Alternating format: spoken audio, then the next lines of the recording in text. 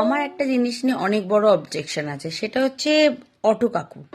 আচ্ছা, এই অটো কাকুদের কি সমস্যা বলো তো? যেখানেই যাও একটা রাস্তার মাঝখানে, মানে ওরা যদি 1 ইঞ্চিও জায়গা পায় না, সেখান থেকে হেডলাইটটাও, অটোর হেডলাইটটাও ঢুকবে না। বাট সেখানেও ওরা মানে হর্ন দিয়েই যাবে দিয়েই যাবে।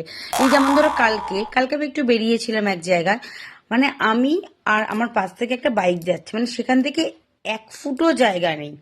দেখছি অটো কাকুটা ওখান থেকে কন্টিনিউ হর্ন মেরে যাচ্ছে, আমি দাঁড়িয়ে গেলাম, বাইকও দাঁড়িয়ে গেল, অটো যেতে পারলো না। মানে আমি বুঝতে পারি না এদের সমস্যাটা কোথায়।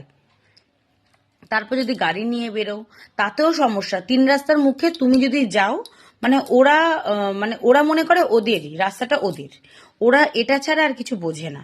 মানে এদের জীবনে এত কিসের তারা, প্রত্যেকটা অটো কাকুদের।